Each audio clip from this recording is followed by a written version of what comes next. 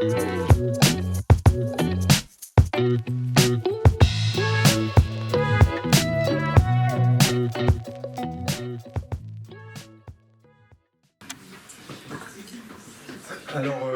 à toutes et à tous, et merci d'être là, merci d'être restés pour ceux qui ont fini les cours un peu tôt, pour cette édition 2022 du concours d'éloquence du CELSA.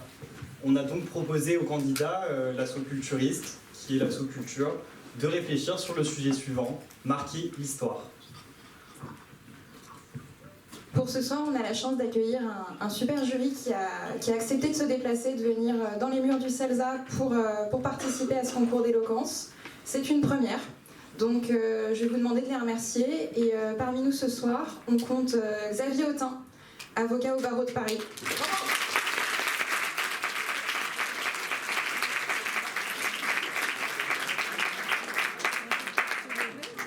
Virginie Colonier, qui est alumna du CELSA et qui représente notre chère association et qui a eu la gentillesse de venir parmi nous faire partie du jury.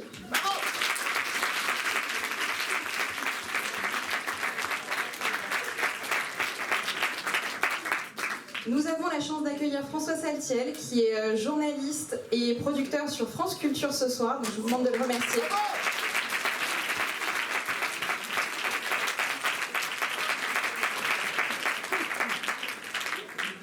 Et nous accueillons aussi Nathalie Jouclas, qui est chef d'établissement de Saint-Sulpice, donc qui mieux qu'un prof pour nous noter ce soir. Et que je vous demande de remercier chaleureusement aussi.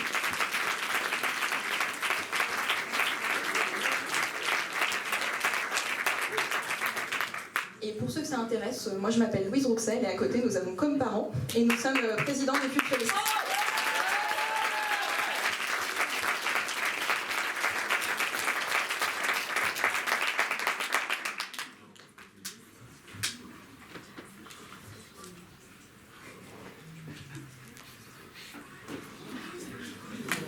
Je vous demande d'accueillir Nicolas Delmotte.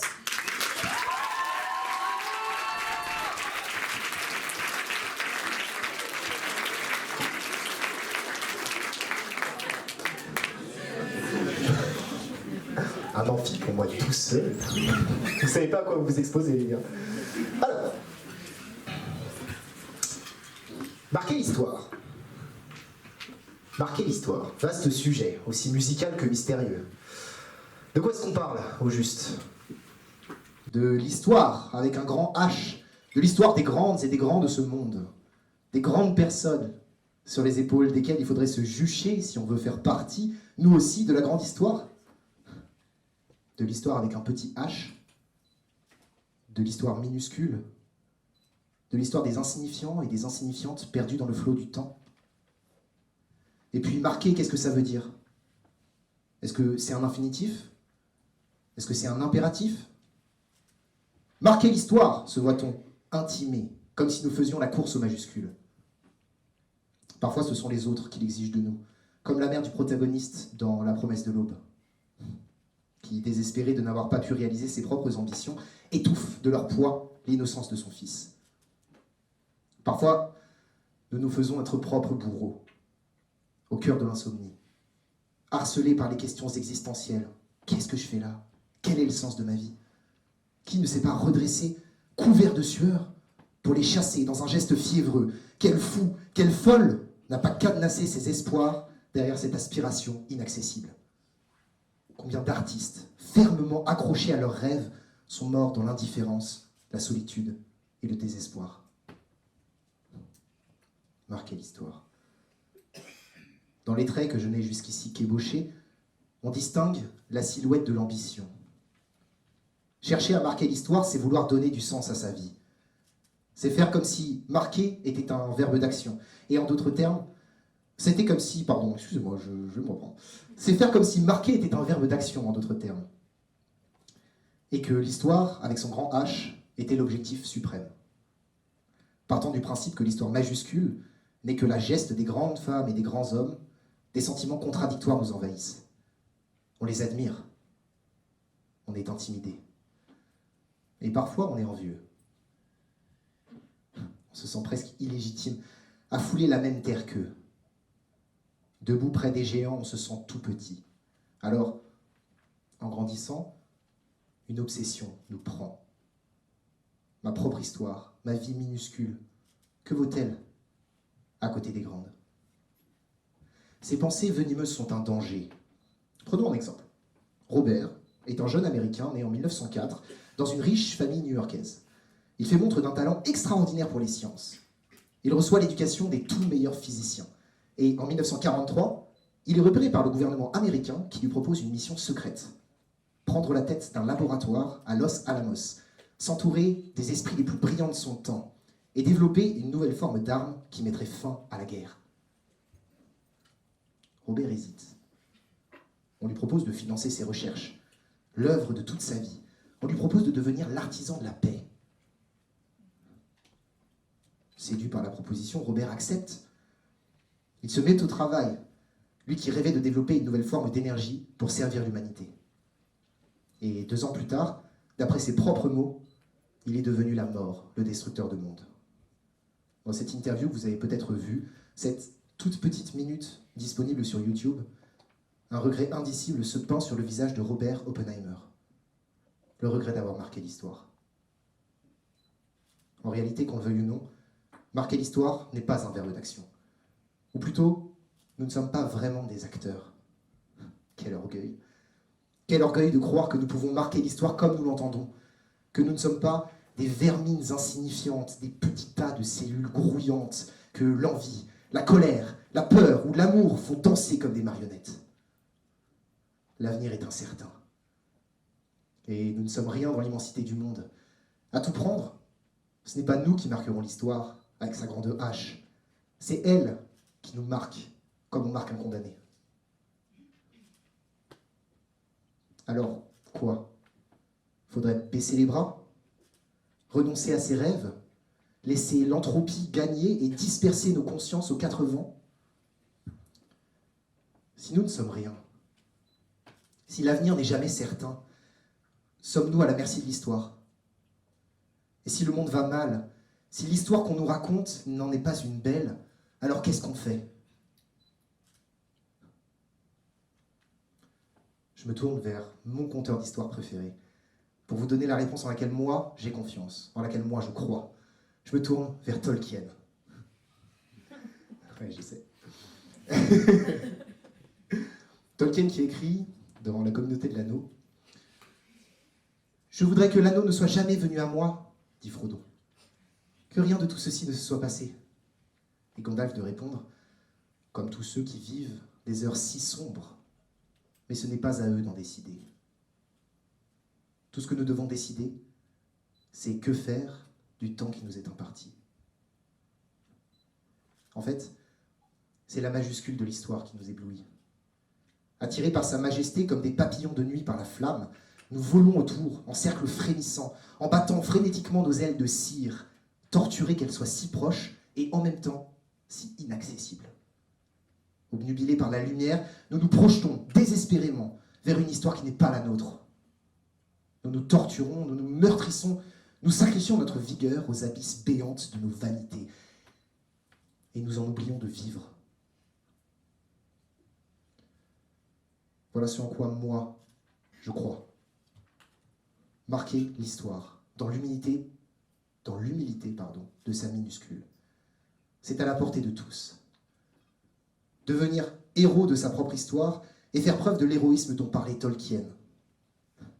À la fin du Seigneur des Anneaux, devant qui se prosterne le roi, le grand roi, le seigneur de guerre, Aragorn. Devant les hobbits.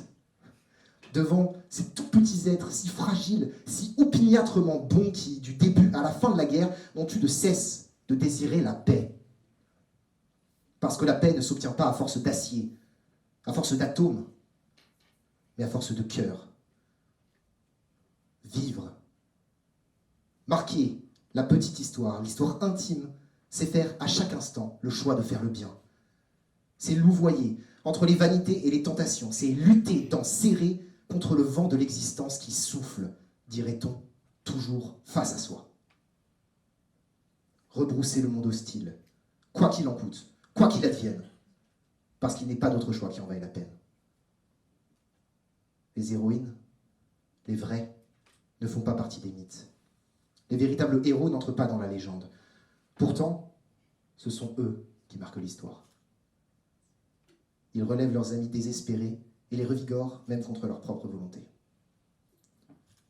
Marquer l'histoire, la petite, l'intime, la seule qui compte, à l'encre de son existence, sur le parchemin du temps, c'est aller au-delà de l'histoire.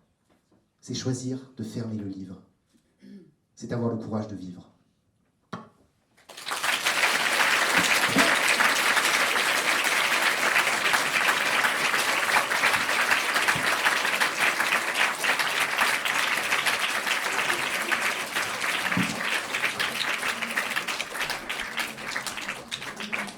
Merci Nicolas pour ce premier passage et on accueille maintenant la deuxième candidate. Olga, est-ce que tu peux venir sur scène s'il te plaît?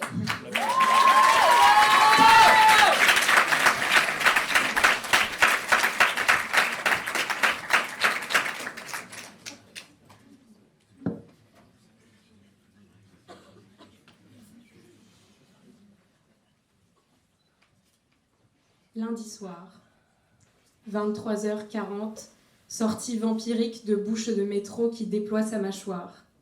Je rentre chez moi. Un autre jour sans avoir marqué l'histoire, enfin je crois. À gauche, je contourne l'université, je dépasse la boulangerie un peu chère et le café où je vais souvent. Me voici arrivée. Clé dans une main, sac dans l'autre, carte Navigo entre les dents, je pousse la porte de l'immeuble et je croise quelqu'un que je connais, je ne dirais pas bien, mais en fait je la connais comme quelqu'un que je croise tous les lundis. C'est Madame Dupuis, la concierge de l'immeuble qui chaque semaine frotte le sol contre le chiffon ou l'inverse, mais qu'importe, cela sent bon. Elle non plus n'a pas marqué l'histoire. C'est plutôt la Javel qui a marqué ses mains de rougeur et de crevasses, de même que ses courriers, marqués d'un tampon impayé, ou les tracas de la vie qui ont creusé ses yeux, une ridule ici et une autre là. La première fois que je lui ai parlé, c'est sa petite fille qui m'a interpellée. Frappée d'un gros chagrin, comme n'en connaissent plus les gens qui dépassent l'âge des bambins, je me souviens encore de ses larmes qui faisaient des grumeaux et de sa petite main qui tirait le bas de mon manteau.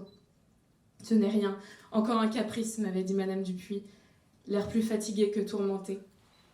Quant à moi, je n'arrivais pas à détacher mes yeux de la petite Lola. J'imagine lui avoir lancé un regard que tous les parents ont pour leur enfant. Une question un peu comme « Tiens, je suis curieuse de voir quelle personne tu deviendras. Peut-être marqueras-tu l'histoire ou bien pas. » Ce soir-là d'ailleurs, je rentrais de chez mon ami Noah. Nous avons bu du thé parce qu'il faisait froid. Et alors que j'avais les paumes collées contre la tasse, il m'a comme souvent parlé de son arrière-grand-père, Zimmerman, qui lui non plus, vous vous en doutez, n'a pas marqué l'histoire. Musicien un peu moyen, rêve de médecine avorté après seulement la première année, il avait même la fâcheuse habitude de perdre ses clés. Minime détail que je connais de cet homme qui, comme beaucoup d'autres, a quitté la terre en courant d'air sans laisser de lui la moindre trace. Une vie bien banale, en somme, qui pourrait presque ressembler à toutes les autres, ce qui n'est pas bien grave. Mais pour autant, le visage du vieux Zimmerman demeure contre le papier peint du salon, encadré de vitres et de bois. Et ce que me dit Noah, c'est qu'à l'inverse, c'est l'histoire qui a marqué son arrière-grand-père. A, 32, 55, 4, tatoué sur le bras gauche.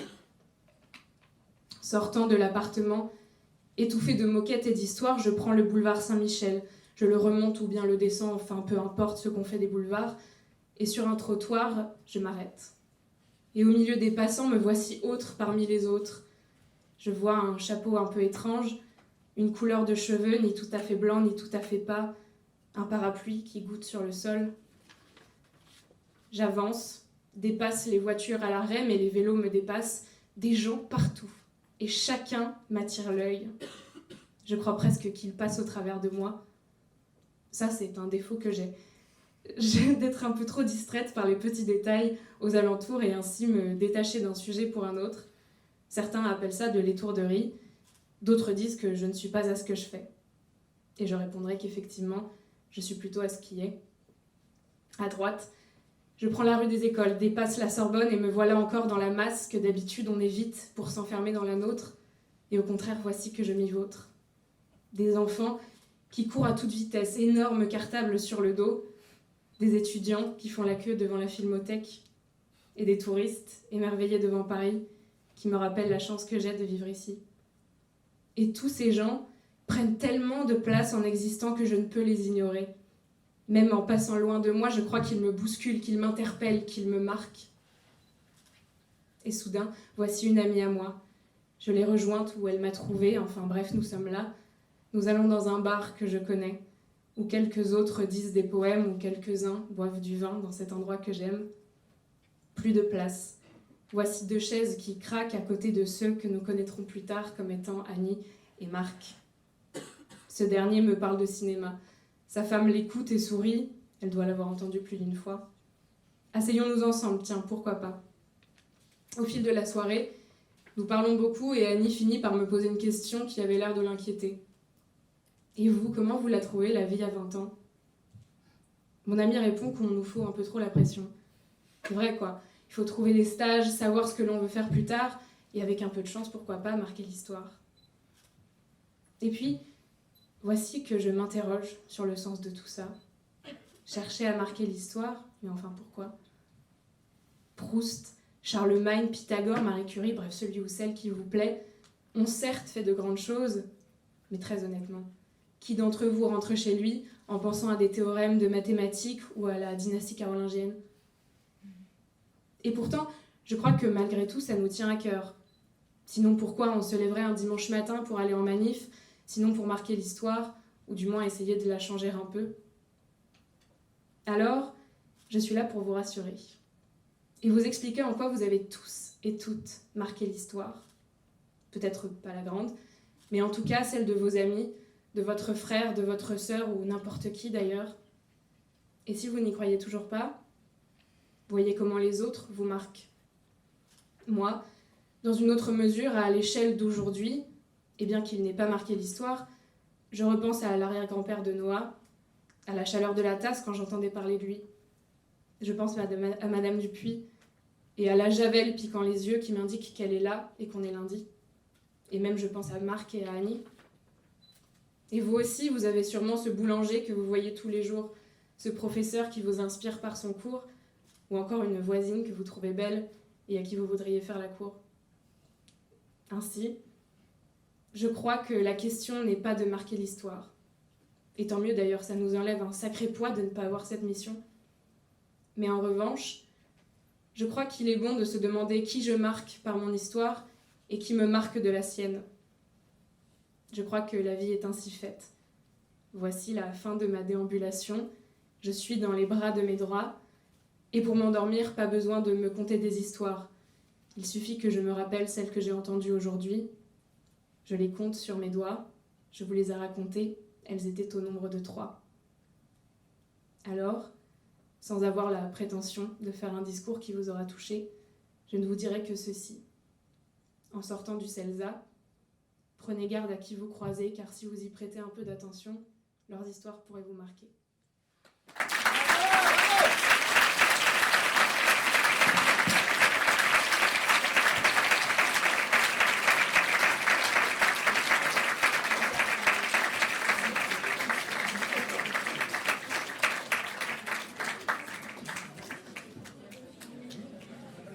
Merci Olga, et on accueille maintenant la 3e participante, Fiona.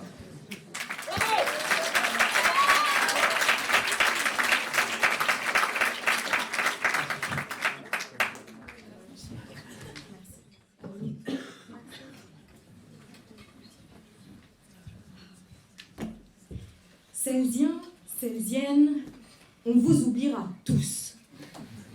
Peu importe ce que vous valez, comment vous vivez, tout ça deviendra du vent. Et si je vous ai vexé, c'est normal, c'est votre ego. Égoïste, égocentrique, égo fragile, tous vivons au centre de notre propre monde, cherchant divers moyens d'exister dans celui des autres. Pour ce faire, certains attendent de la reconnaissance par le travail, d'autres par de bonnes actions, ou pire encore, par du matériel. Je suis aussi coupable de ce désir de reconnaissance. Autrement, Je n'aurais pas passé ces derniers jours à écrire de discours alors que j'ai 4 partiels, 4 oraux, 8 travaux de groupe, si fidèles qu'ils me suivent de bon matin jusque dans mes cauchemars. Non, j'aurais directement acheté un sac Chanel. Alors, pas d'inquiétude. Cette quête de reconnaissance est un désir, si ce n'est un besoin qui nous rend humains. Parce que notre reflet dans le regard de l'autre est la clé d'une conscience de soi, n'en déplaise à Narcisse. C'est donc ce désir d'exister pour nous et pour les autres qui nous pousse chaque jour à montrer notre valeur. Et de vous à moi, quoi de plus gratifiant pour gravir les sommets de la gloire que de marquer l'histoire. Pour comprendre comment marquer l'histoire, j'aimerais me réapproprier ce concept d'histoire. Je m'apprête donc à vous dévoiler ma philosophie, responsable d'un 9 sur 20 coefficient au bac, dont mon ego garde encore des séquelles.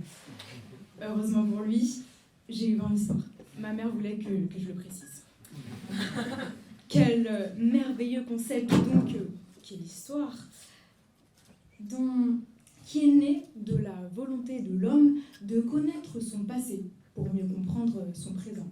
Une volonté qui a aussi donné naissance à des récits historiques écrits grâce aux objets et témoignages retrouvés qui sont des marques de notre passé. Néanmoins, cela nous montre une dure réalité. Il n'y a pas d'histoire sans information. Alors disparaître du vaste océan qu'est la mémoire collective, si les perles de notre existence se noient dans les vagues du temps, n'est finalement loin que d'une rive.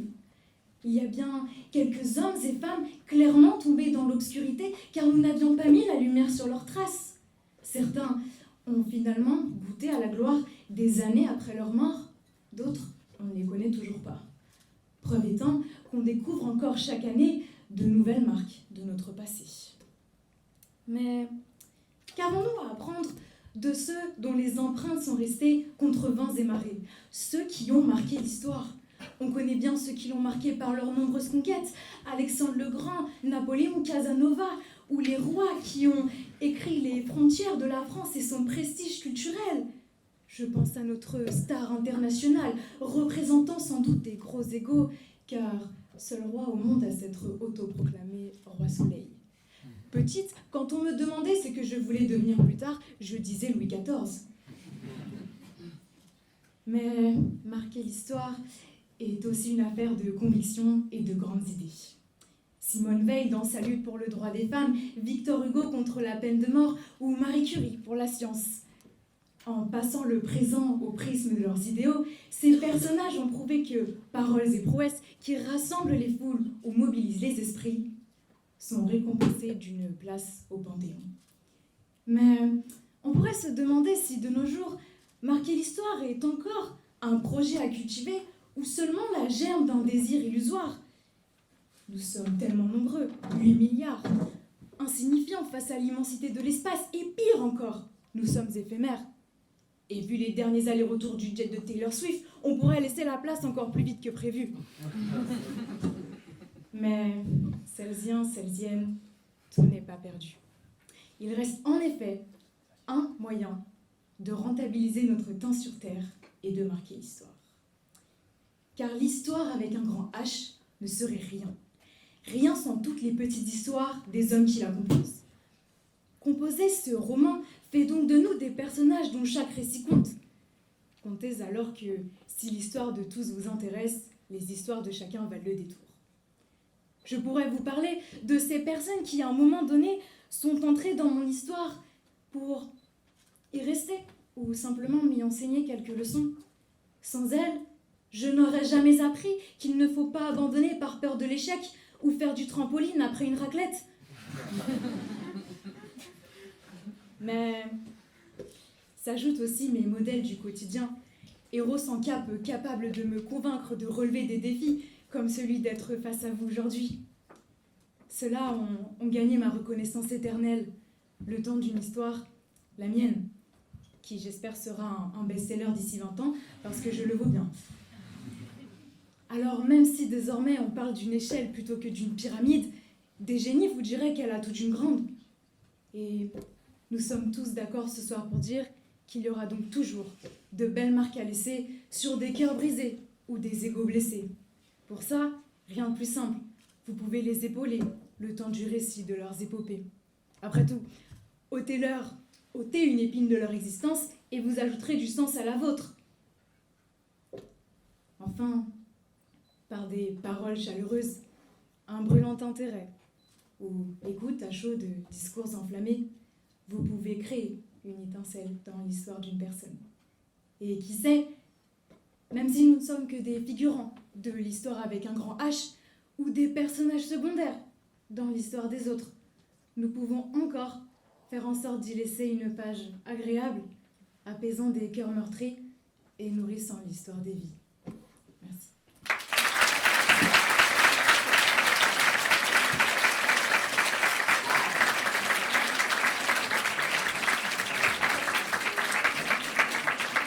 Merci beaucoup Fiona. Et maintenant je vous demande d'accueillir Bianca s'il vous plaît. Bravo!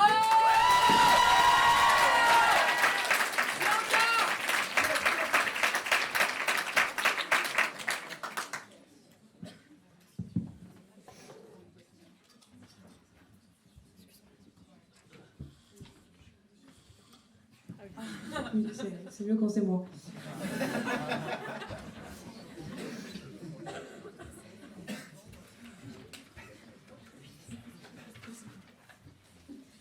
Marquer l'histoire. Vaste sujet. Doit-on marquer l'histoire? Pourquoi marquer l'histoire? Tout d'abord, marquer. Rendre reconnaissable quelque chose ou quelqu'un. Et puis, le mot histoire, avec un grand ou un petit H. La faculté de dérouler le passé, le reconstruire, le glorifier. Vendredi soir, j'étais à table au restaurant avec des amis et j'exposais mon avis sur le sujet d'éloquence, je précise. Ils étaient tous conquis. Je comptais parler des grandes figures qui ont marqué l'histoire, des conquérantes et des conquérants. Tout cela partait bien, c'était fluide, clair, évident. Mais j'ai tout effacé. Aujourd'hui, je me retrouve face à vous, cher public, cher jury, chers amis, car je veux vous montrer qu'on peut tous marquer l'histoire à notre manière. Vous, membres du jury, vous avez une histoire. Toi, au deuxième rang, tu as une histoire. Elle, au fond de la salle, elle a une histoire. Nous avons tous une histoire. Voici la mienne. Rentrée de 6e. J'ai une boule au ventre, comme à toutes les rentrées. J'arrive en vélo après avoir bataillé contre mon père pour ne pas porter le casque de la honte, parce que vous comprenez, c'est plus cool d'avoir les cheveux au vent et puis ça fait plus grand. Tenue classique, un jean large, un t-shirt rouge et un sac à dos qui doit faire 3 fois ma taille. Une coupe de cheveux courte, un peu à la Justin Bieber, et des bas couleur vert de prairie, rouge moyen fade et jaune orangé laiteux. Donc à l'époque, j'avais les cheveux courts. Comme vous pouvez le constater, ça n'a pas beaucoup changé. Lors de la récréation, je suis assise sur un banc avec un groupe de filles. On discute, on rigole. Et d'un coup, un surveillant arrive pour me dire que je ne suis pas galant à ne pas laisser ma place sur le banc à une fille. Moment de silence, car mes amis savent que je suis une fille. Et je me retrouve face à cette figure d'autorité qui non seulement me prend pour un garçon, mais en plus remet en cause ma non-galanterie. Tout à coup, mon cerveau bouillonne de colère, et aussi de tristesse. Triste d'avoir à me justifier sur ce que je suis. « Je suis une fille aux cheveux courts, monsieur », lui répondis-je d'un ton neutre. Rentrée à Paris, je me lance à corps perdu dans l'immense recherche d'appartements. J'épluche, j'analyse, je scrute minutieusement les annonces à la recherche d'un simple logis. Appels, fax, mail, signaux de fumée, rien n'y fait. Mes efforts sont vains. Une contrainte s'ajoute. Je ne vais pas vivre seule. Je ne vais pas Vivre en colocation non plus. Je vais habiter avec ma copine. Pas ma meilleure amie, ma copine. À maintes reprises, j'ai dû rétorquer à l'agent immobilier que 2 filles qui vivaient ensemble n'étaient pas toujours synonymes de colocation. Alors, vous allez me dire, cher public, cher jury, chers amis, en quoi ces petites anecdotes marquent-elles l'histoire ? Elles ont beau être drôles, elles témoignent qu'il y a beaucoup de progrès à faire. Pour éveiller les consciences sur ce sujet. Peut-être que certains dans cette salle l'ont aussi vécu, ou pas. Pourquoi je devais justifier le fait d'être avec une fille, tandis que le couple d'en face n'avait rien à dire ? Pourquoi j'avais l'impression d'avoir à justifier tous mes actes, mes gestes, mes paroles et la manière de m'habiller ? Si je vous raconte tout ça, c'est parce que ces événements, en plus d'avoir marqué mon histoire, m'ont forgé à travers le temps et m'ont fait avoir une attitude différente. Et j'espère qu'elles ont marqué ceux qui l'ont confrontée. J'espère que les surveillants de collège comprennent maintenant qu'une fille avec les cheveux courts n'est pas forcément un garçon et qu'un garçon avec les cheveux longs n'est pas forcément une fille. Ce sont juste des gens qui veulent exister à travers une liberté qui leur est propre. J'espère maintenant que les agents immobiliers qui louent leur appartement à 2 filles ou 2 garçons comprennent que ce n'est pas uniquement pour les colocations. Alors oui, je n'ai pas marqué l'histoire comme Simone Veil ou Nelson Mandela. Je n'ai pas fait de loi pour l'avortement ou lutter contre l'apartheid. Mais j'ai, je l'espère, permis à ces personnes-là d'évoluer sur leurs pensées. Ce discours permet de vous montrer que chacun de nous peut marquer l'histoire en affirmant qui il est et ce qu'il veut défendre. Ce que je vais vous dire, vous pourrez en faire ce que vous voulez. Saisir ces paroles comme si c'était les vôtres, les apprivoiser, les aimer. Sauter dans cet océan de mots, sans prudence, sans peur. Ou bien prudemment, timidement, quelques bribes éparpillées au fond de votre esprit, un point d'ancrage à une éventuelle réflexion. Que ces mots soient votre rituel, votre échappatoire.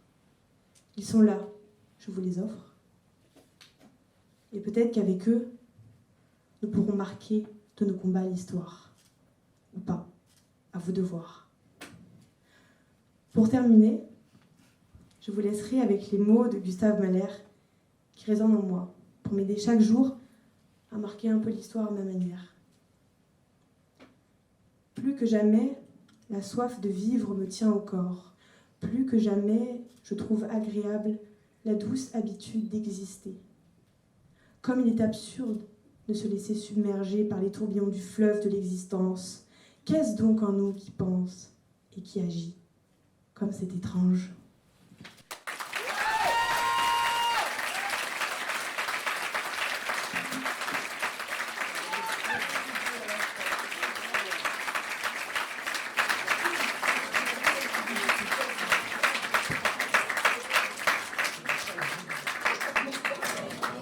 Merci beaucoup Bianca et je vous laisse maintenant accueillir notre prochain candidat, Liam.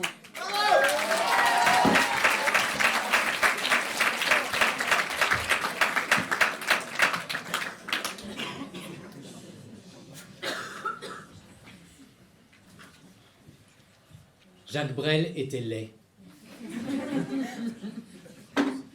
Enfin, c'est ce qu'il pensait. Pour rien au monde, je n'aurais voulu naître beau, confia-t-il à son amie Barbara. Parce que lorsqu'on est beau, on se suffit.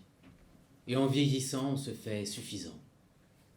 Il lui confessa également qu'il n'aurait pas fait la moitié de son immense carrière si seulement il avait été séduisant. Intéressant. Ce serait donc un accro génétique qui nous donnerait les crocs pour la suite. Elle résiderait là l'une des premières raisons de marquer l'histoire. Une gueule burinée à l'origine d'un monstre sacré. C'est parce que Napoléon était petit qu'il a cherché à construire un grand empire, ou parce qu'Hitler ne pouvait pas honorer Eva Braun, qu'il a cherché à soumettre la terre. Pourtant, parmi celles et ceux qui ont laissé leur empreinte dans les passages du temps, toutes et tous n'étaient pas déterminés à le faire. Les gens intelligents doutent, enfin je crois. Et je ne crois pas que Rosa Parks voulait en être, elle voulait tout simplement une place dans un bus. Mordus. Et Greta Thunberg, j'en suis certain, se passerait bien de subir l'odeur fétide, que dis-je, fétide, pestilentielle, de ces quelques politicards véreux prêts à baisser leur falzar devant les premiers lobbyistes venus qui... Pardonnez-moi, je m'égare. En même temps, culturiste m'a dit « Liam, ce soir, gratuite est la séance, alors moi j'en profite. Je m'épanche. » Mais à mesure que je pense tout haut, et que je babille, vous en êtes les témoins, une idée se dessine néanmoins. Laisser sa marque, ce serait donc oser, outrepasser ses peurs, prendre un risque, faire un pas de côté.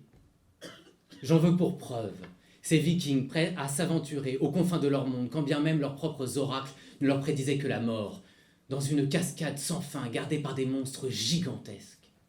Il en fallait de la bravoure pour découvrir les Amériques 1000 ans avant ce colon de Christophe. Quelle histoire! Oui, mais non, puisque personne ne s'en souvient. Ah, aurions-nous donc trouvé une nouvelle pièce de notre puzzle? Oui, marquer l'histoire, ce serait donc se donner les moyens de l'écrire, au sens littéral du terme, et de la relayer. Ah, je vois déjà les enseignants en cycle du CELSA s'émoustiller. Oui. La tablette d'argile. L'économie de la visibilité. Barthes. Peut-être. En attendant, bien malin celui qui pourrait se targuer de détenir la recette de la postérité, tant elle paraît complexe.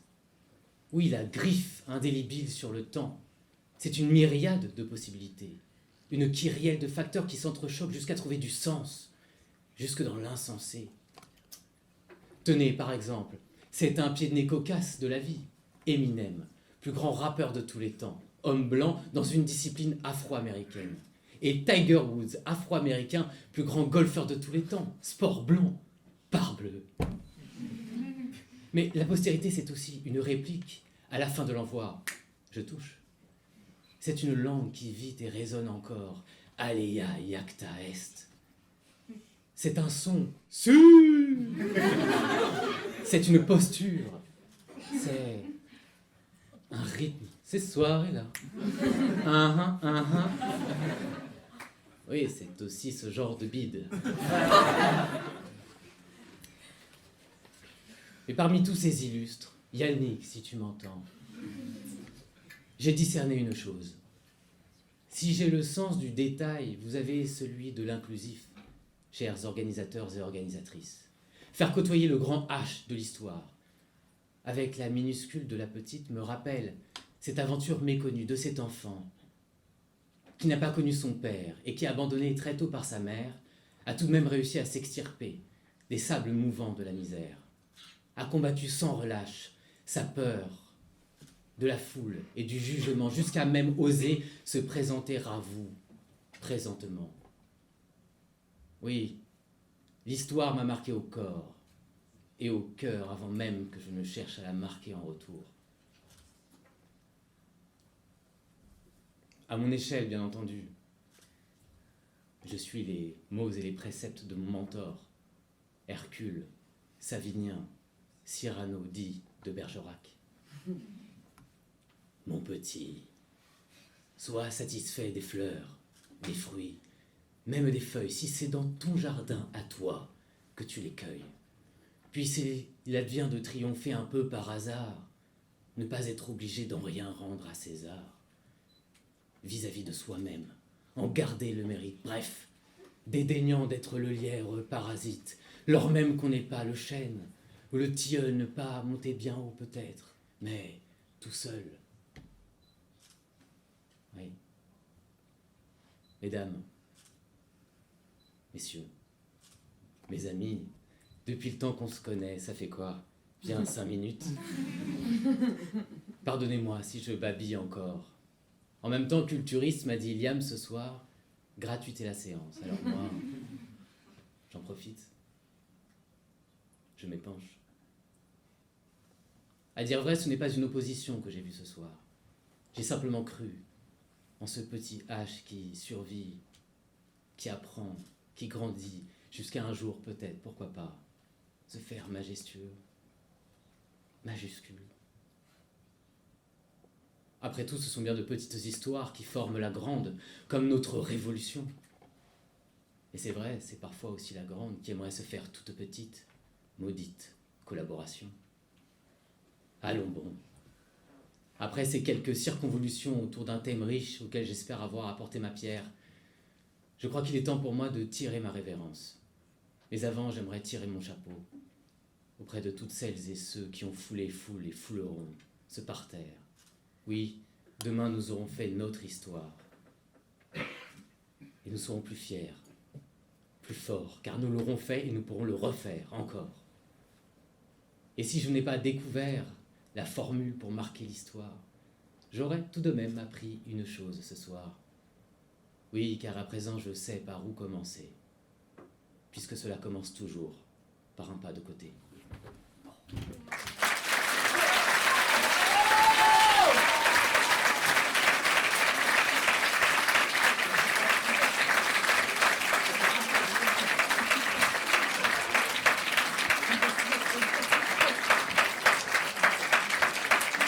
Merci beaucoup, Liam. Nous étions censés accueillir Kitri tout de suite, mais elle a un petit imprévu qui fait qu'elle risque d'arriver en retard ou de déclarer forfait. Nous le saurons d'ici la fin de cette séance.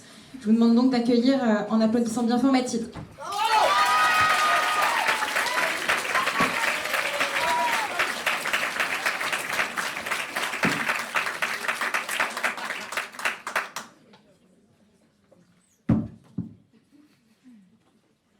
Je me présente, je m'appelle Mathilde. Et je crois bien que je voudrais réussir ma vie, être aimée, gagner de l'argent, et puis surtout être intelligent. Je veux que partout dans la rue on parle de moi, que les gens s'arrachent ma personne, qu'ils se déplacent pour moi, qu'ils clament mon nom, qu'ils me réclament et qu'ils m'acclament. Mais comment?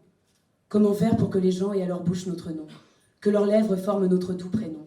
Comment, pauvres petites personnes insignifiantes que nous sommes, assis sur ces fauteuils rouges en velours, pouvons-nous avoir cette prétention, cette aspiration à la reconnaissance? Y a-t-il une solution, une recette miracle?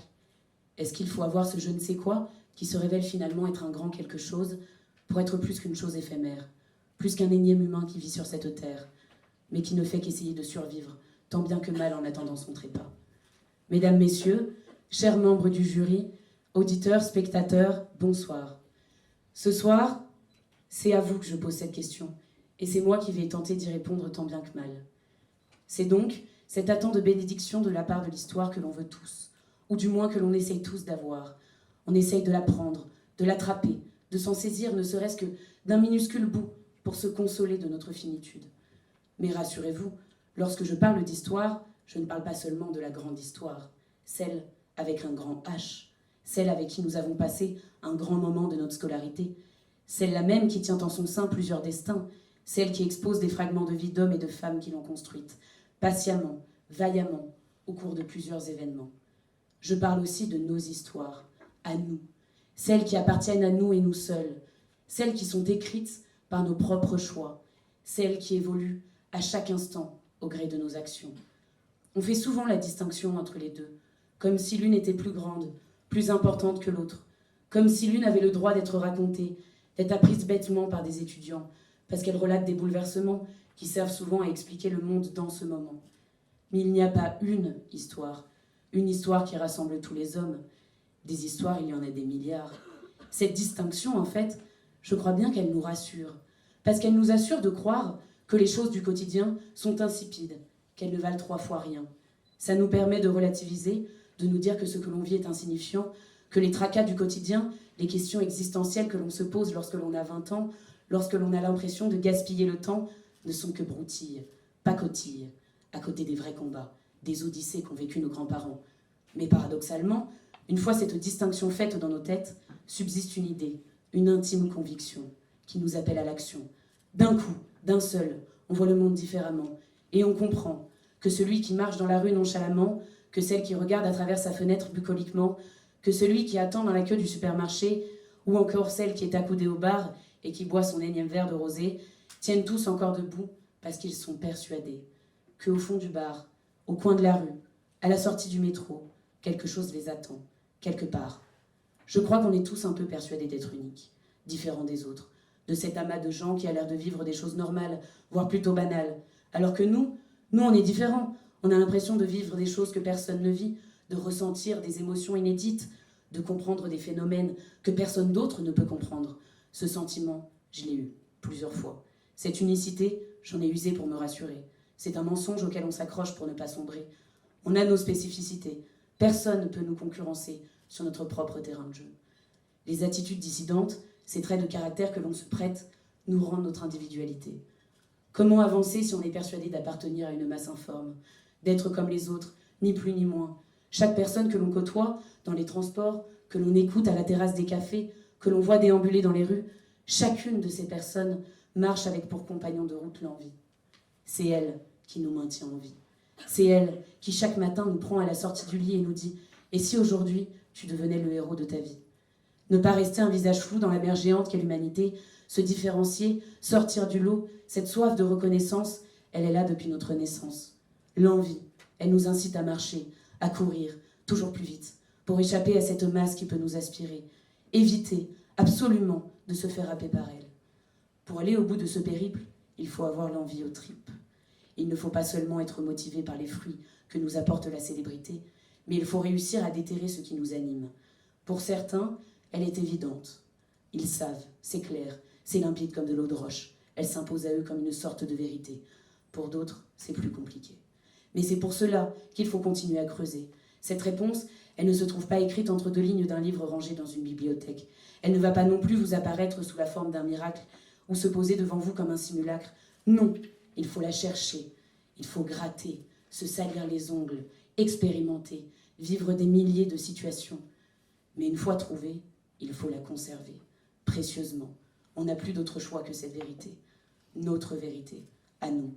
Alors on fonce, tête baissée, les bras en avant, sans crier gare, sans se protéger. On se jette à corps perdu dans une lutte, dans un combat, dans un projet. On ne sait pas où tout cela va nous mener, on l'ignore, mais on se doit de suivre cette ligne de conduite.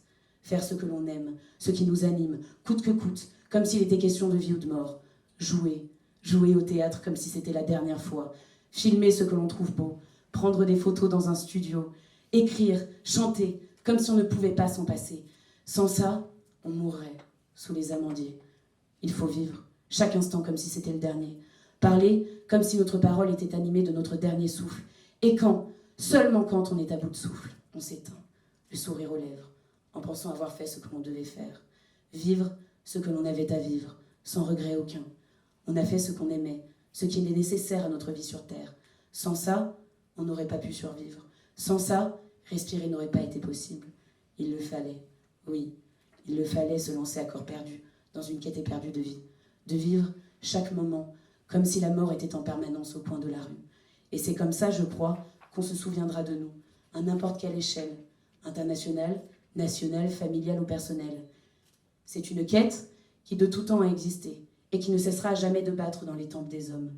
Elle donne un sens à notre existence, elle nous permet de revêtir une armure face à une chose inévitable, à un je ne sais quoi qui touche tous les hommes, la mort.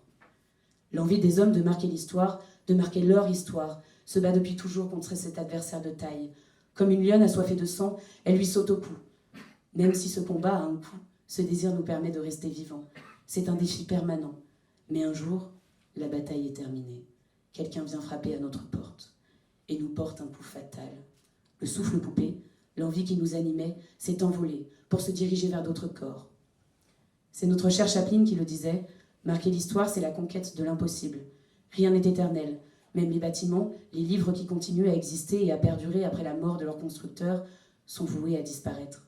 Même Victor Hugo, qui avait un ardent désir de postérité, même lui, avec ses bras levés devant l'Assemblée, s'adressant à la foule en clamant son discours pour un condamné, est amené un jour à être oublié. Alors oui, je crois que Chaplin avait raison. Marquer l'histoire à jamais est chimérique. Rester dans les annales éternellement est quasiment mission impossible. Mais je ne vois pas ça comme un échec ou comme un appel à la non-action.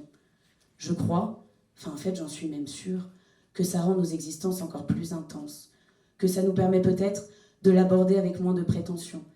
Alors, si je peux vous dire une dernière chose, vous donner un dernier conseil, c'est que l'histoire, la vôtre, il faut la vivre pleinement, les yeux rieurs et les cheveux au vent, parce que je pense que c'est peut-être la meilleure façon de la marquer, parce que je ne suis pas sûre de grand-chose, mais s'il y a bien une chose que je sais et dont je suis intimement persuadée, c'est que l'on est nous, seulement nous, et qu'il va falloir faire avec.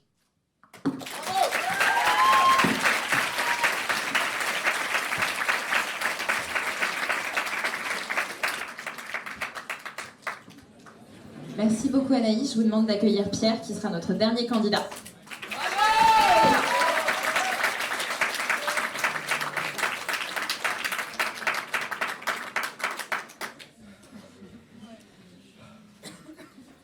J'ai fumé la dernière clope de mon paquet juste avant d'arriver là. Oui, je sais, ça peut surprendre comme type d'entrée, surtout avec un tel sujet. Le but était de marquer le coup, de récupérer votre attention qui était partie je ne sais où, en vous racontant une anecdote, qui n'avait rien de fou. J'ai beau être sans filtre, quel est le lien, me direz-vous?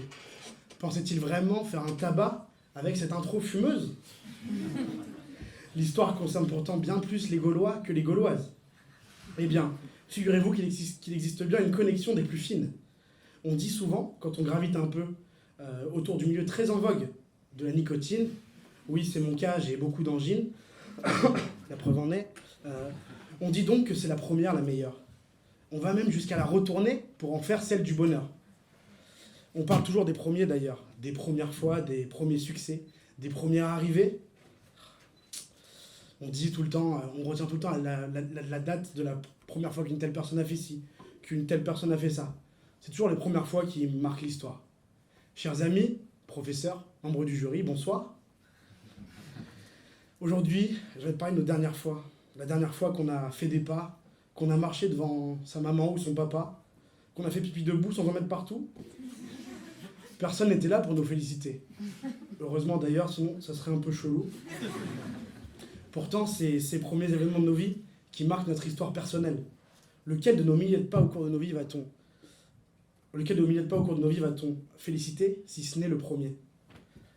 Je vais te parler des moyens, des presque, des quasi, des j'étais pas loin, des derniers tout court, des François Bayrou, des Anne Hidalgo, et des Fabien Roussel aussi.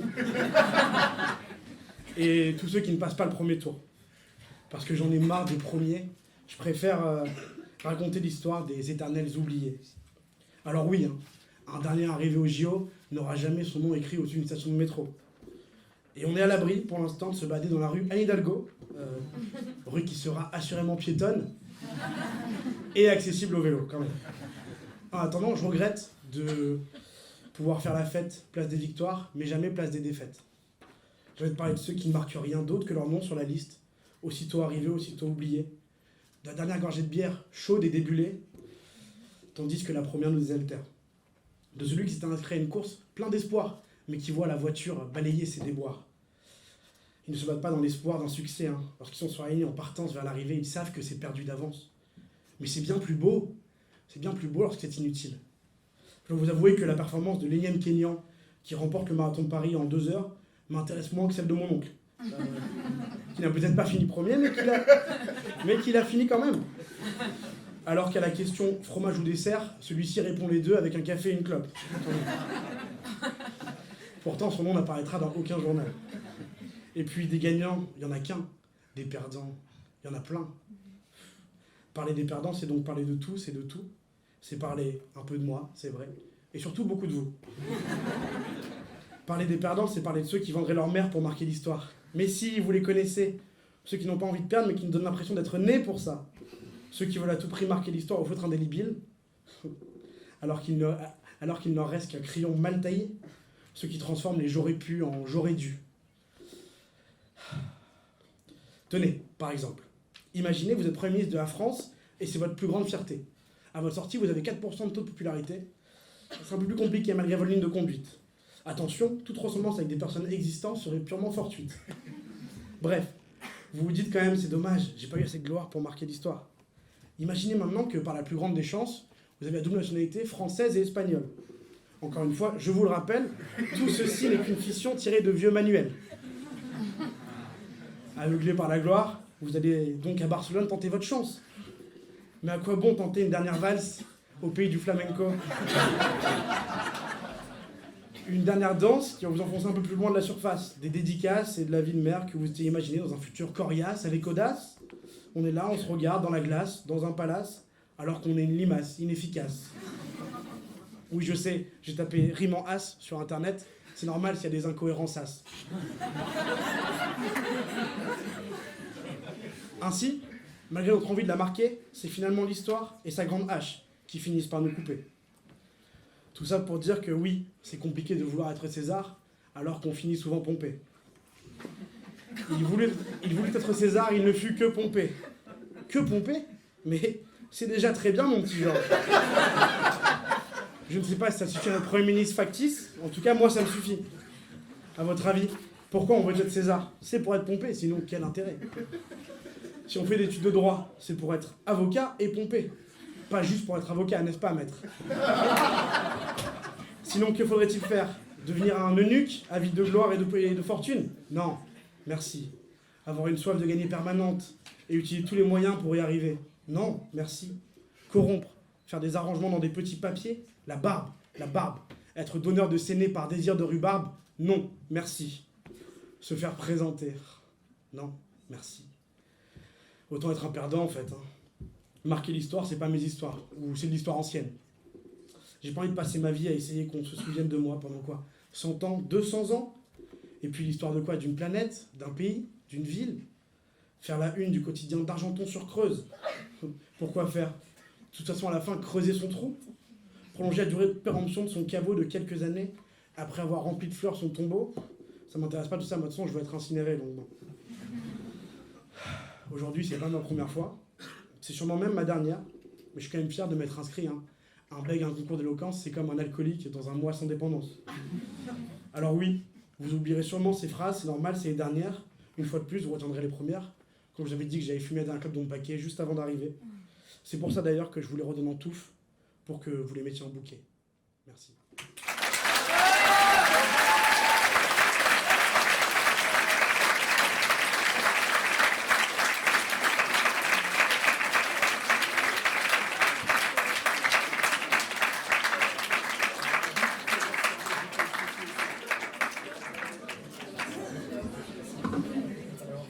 Merci à tous nos candidats et on va maintenant prendre quelques minutes pour laisser le temps au jury de délibérer et on vous retrouve juste après pour annoncer les gagnants. Merci à tous.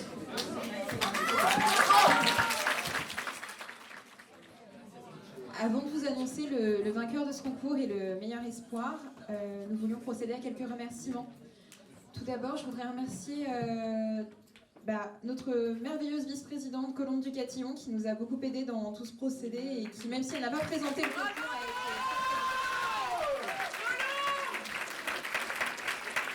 Et Pierre Lucero qui est tout au fond de la salle, qui est le président de l'année dernière de Culturiste et qui nous a bien épaulés.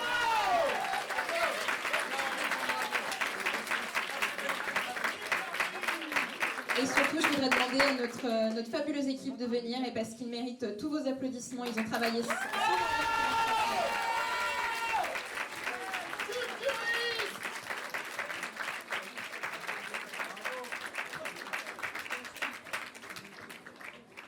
On tient aussi à remercier le studio, la Sophoto vidéo du CELSA qui va prendre en vidéo.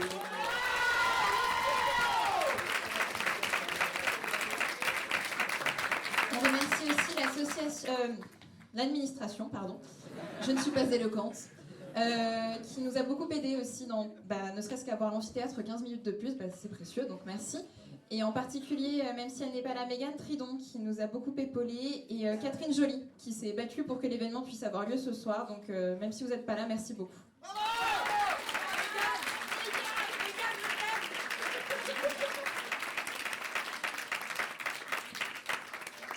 Et encore une fois, je pense qu'on peut remercier les jurys qui se sont déplacés pour écouter les candidats.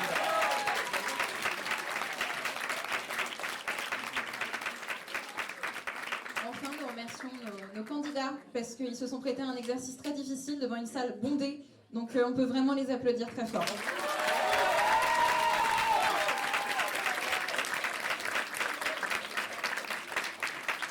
On remercie aussi, même si elle a marqué l'histoire de notre concours d'éloquence par son absence, Kitri, qui n'a malheureusement pas pu venir.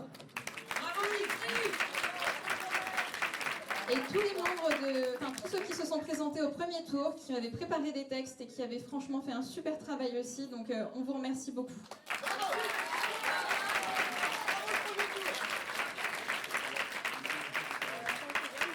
On va donc vous annoncer maintenant qui a gagné parce que finalement c'est ce qui nous intéresse. Avant cela, je voulais remercier nos 2 présidents pour leur interminable message vocal sur WhatsApp et surtout l'organisation qui nous a permis d'organiser cet événement. Merci beaucoup.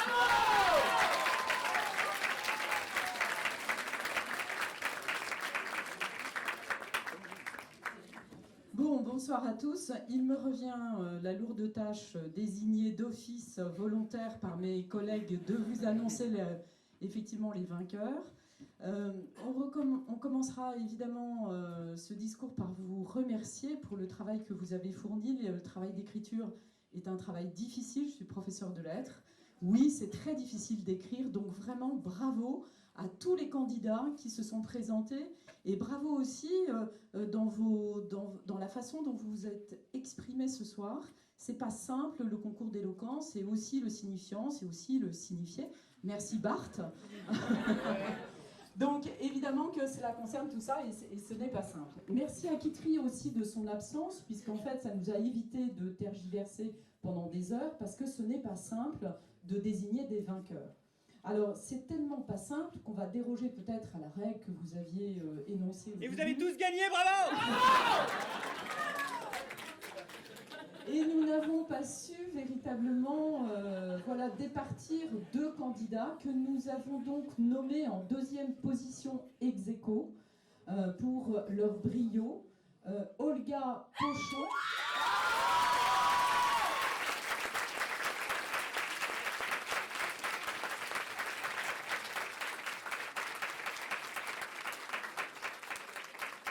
Merci Olga pour le discours touchant, vraiment, merci beaucoup. Fiona Delouza. Je ne la vois pas. Elle est là, Fiona? Ah, voilà, elle s'est mêlée à la foule. Bravo Fiona, vraiment, j'ai beaucoup aimé. Nous avons tous beaucoup aimé l'humour. La façon aussi de s'exprimer, de ne pas trop regarder ses notes. On dit toujours de ne pas trop regarder ses notes. Donc, vous l'avez fait avec brio. Donc bravo encore. Et enfin, le premier prix, et je crois que là, personne n'a discuté, tellement ce discours a été extrêmement brillant. Il s'agit de Liam Kilgore.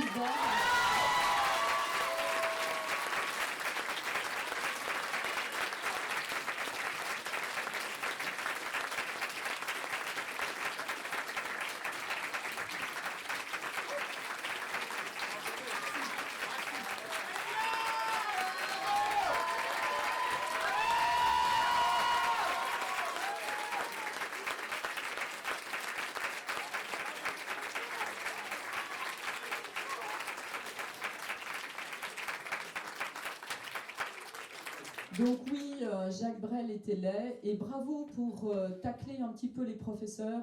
On en a tous besoin d'être un peu taclés pour améliorer évidemment nos méthodes et notre enseignement. Merci pour cet excellent discours, vraiment.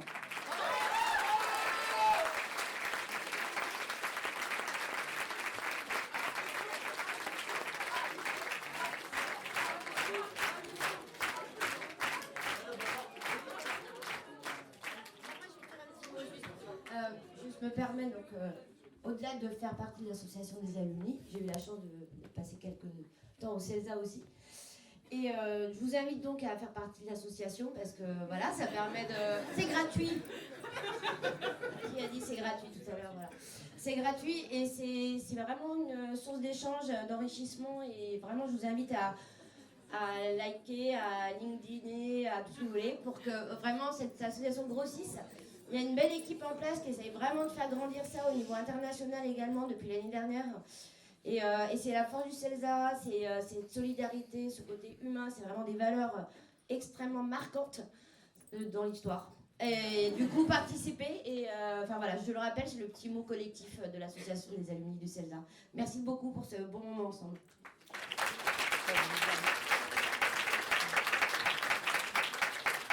Juste un petit mot, parce que c'est vrai que c'est quand même pas simple d'arriver comme ça derrière un micro, de s'exprimer, de prendre la parole. Je pense que c'est quand même important de le rappeler, que vous n'êtes pas forcément, vous devez faire face à votre timidité, vous n'êtes pas forcément à l'aise à l'idée de s'exprimer en public. Nous, on est dans la position de devoir distinguer 1, 2, 3 personnes. Alors, on a un peu dérogé à la règle pour en récompenser 3, mais je pense qu'on peut quand même de nouveau vous applaudir tous les 8, et même les 9, même qui n'est pas venu, qui a brillé par son absence, en tout cas tous les 8, parce que franchement, il faut le faire, il faut pouvoir s'exprimer, prendre son courage, l'audace, apprendre un texte, le restituer, et pour ça, on peut encore vous applaudir.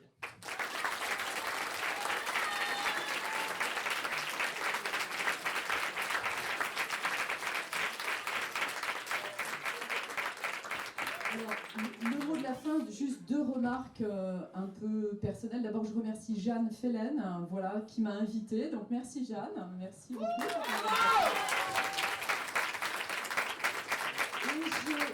Et je voulais proposer à Liam de venir dans mon établissement parce que je fais aussi un concours d'éloquence et ce serait vraiment un plaisir de t'accueillir au sein de l'établissement pour effectivement présider, pourquoi pas, avec les autres membres du jury. Si tu veux en faire partie, tu seras le bienvenu, vraiment.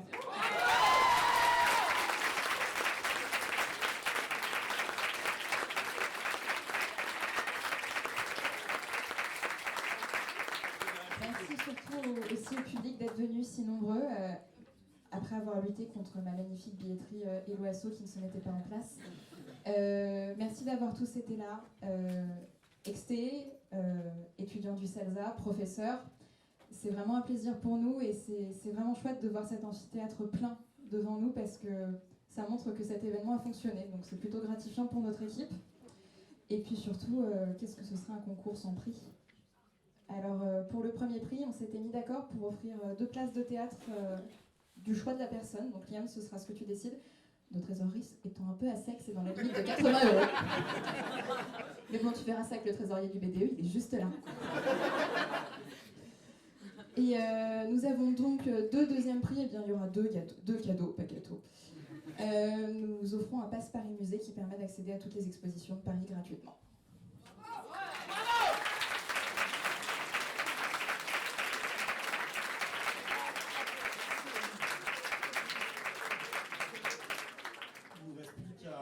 Vous souhaiter une bonne soirée et marquer l'histoire à votre façon. Et on vous remercie encore tous d'être venus.